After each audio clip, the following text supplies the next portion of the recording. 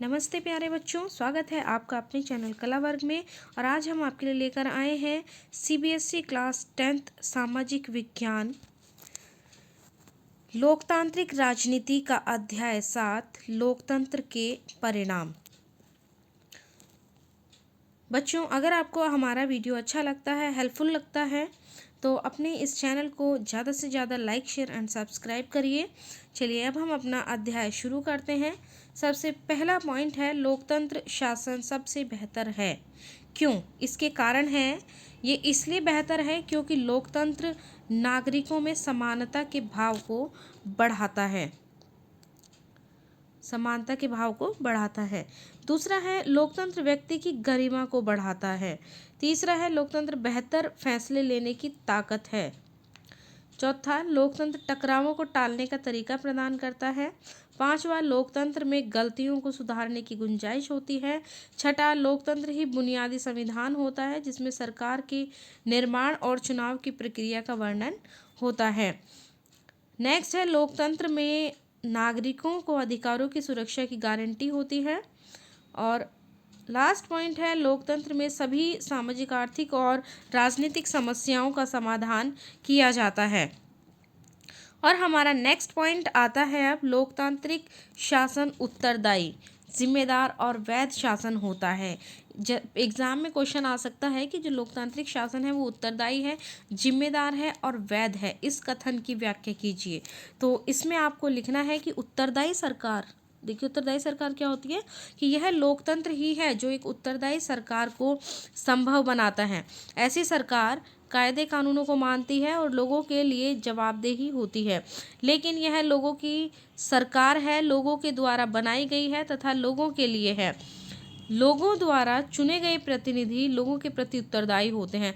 अगर लोग उनके कामों से खुश नहीं होते हैं तो अगले साल आम चुनाव में अपने नेता बदल सकते हैं। हर काम का उत्तर देना प्रतिनिधियों के लिए ज़रूरी है क्योंकि जनता ने उन्हें चुना है, तो जनता को जवाब देने के लिए वो बाध्य हैं। अब देखिए जिम्मेदार सरकार कैसे है लोकतांत्रिक शासन प्रणाली। लोकतांत्रिक सरकार में लोगों को यह जानने का अधिकार है कि जो निर्णय सरकार द्वारा लिए गए हैं क्या वे निर्णय पूरे कायदे कानूनों के अनुसार लिए गए हैं। ऐसी पारदर्शिता गैर लोकतांत्रिक देशों में देखने को नहीं मिलती है। तीसरा था हमारा पार्ट वैध सरकार। तो वैध शासन व्यवस्था है, यह सुस्त हो सकती है, कम कार्यकुशल हो सकती है, उसमें भ्रष्टाचार हो सकता है, लेकिन यह लोगों की ज़रूरतों को अनदेखा नहीं कर सकती। इसी कारण पूरी दुनिया में लोकतांत्रिक सरकार के विचार के प्रति ज़बरदस्त समर्थन का भाव है। लोग अपने द्वारा चुने गए प्रतिनिधियों का शासन चाहते हैं। ये हमारे जो इम्पोर्टेंट पॉइंट्स हैं वो कंप्लीट होते हैं। और अब हम प्रश्नों पे आते हैं। लोकतंत्र की परिभाषा दीजिए। तो बच्चों, अब्राहम लिंकन की सबसे फेमस परिभाषा है कि जनता का जनता के लिए और जनता के द्वारा किया जाने वाला शासन लोकतंत्र कहलाता है। देखिए इसमें क्या उत्तर दिया हुआ है। साधारण शब्दों में लोकतंत्र से बात कर रहे हैं जनता द्वारा जनता के लिए और जनता का शासन। ये आपको याद रखना है कि अमेरिका के राष्ट्रपति थे अब्राहम लिंकन, उनके द्वारा ये परिभाषा दी गई थी। दूसरा प्रश्न है लोकतंत्र किस प्रकार सरकार के अन्य रूपों से बेहतर है। देखिए हम डिटेल में अभी पढ़कर आए हैं, आगे और बता देते हैं। लोकतंत्र अन्य सरकारों से बेहतर है क्योंकि लोगों द्वारा चुने गए सदस्य ही देश का शासन की बागडोर संभालते हैं और सारे प्रमुख फैसले वे स्वयं करते हैं। लोकतंत्र में चुनाव निष्पक्ष और स्वतंत्र रूप से होते हैं और चुनाव द्वारा लोग जब चाहे मौजूदा शासकों को बदल सकते हैं। तीसरा है हाँ 2 पॉइंट्स ही लिखने हैं इसमें, तीसरा पॉइंट भी इसी का ही है। लोकतंत्र की तीसरी विशेषता यह है कि इसमें सभी लोगों को सार्वभौमिक वयस्क मताधिकार के नियमों के अनुसार समान रूप से वोट देने का अधिकार उपलब्ध होता है। और चुनाव द्वारा चुनी गई सरकार संविधान द्वारा निश्चित बुनियादी कानूनों और नागरिक अधिकारों की सीमा में रहते हुए काम करती है। अब प्रश्न नंबर 4 है लोकतांत्रिक व्यवस्था राजनीतिक समानता पर आधारित होती है। इस कथन की पुष्टि कीजिए। तो लोकतंत्र लोगों का शासन होता है, लोगों द्वारा निर्मित होता है और लोगों की भलाई के लिए काम करता है। इस कथन में लोकतंत्र की बुनियादी विशेषता छिपी हुई है। यह लोकतंत्र ही है जो एक उत्तरदायी सरकार को संभव बनाता है। ऐसी सरकार कायदे कानूनों को बनाती है और लोगों के प्रति जवाबदेह होती है।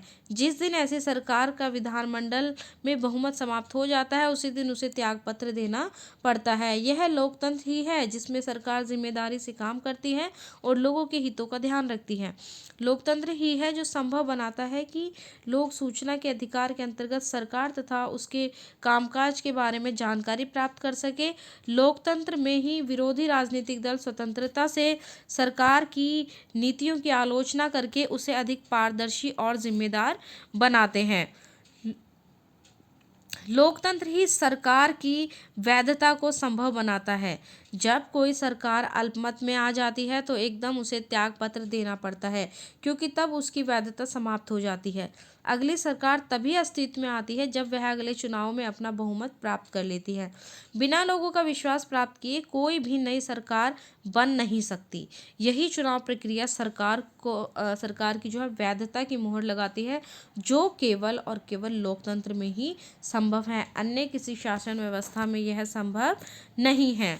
और अगला जो इसका पॉइंट है वो यह है कि लोकतांत्रिक देशों में सभी राजनीतिक दलों को चुनाव में, चुनाव से पहले, चुनाव के बाद स्वतंत्रता से कार्य करने की आज्ञा होती है। लोग शांतिपूर्ण देशों में रहकर सरकार का विरोध करते हैं। किसी को डराया धमकाया नहीं जाता है और ना ही उन्हें जेल जाने का डरावा ही दिया जाता है। लोकतांत्रिक देश में कोई भी नागरिक किसी भी पद के लिए खड़ा हो सकता है और ऊंचे से ऊंचा पद प्राप्त कर सकता है। साधारण परिवारों के लोग जैसे श्री लाल बहादुर शास्त्री, डॉक्टर APJ अब्दुल कलाम जैसे लोग प्रधानमंत्री, राष्ट्रपति पद पर आसीन हुए हैं। तो ये लोकतंत्र में ही संभव हो पाया है। बच्चों, हमारा ये चैप्टर कंप्लीट होता है, लोकतंत्र के परिणाम। अब नेक्स्ट वीडियो हम जल्दी ही आपके लिए लेकर आएंगे। तब तक आप अपने चैनल को देखते रहिए और लाभ उठाते रहिए, परीक्षा की अच्छी तैयारी करते रहिए और आपको परीक्षा की तैयारी के लिए बहुत बहुत शुभकामनाएं। थैंक यू प्यारे बच्चों।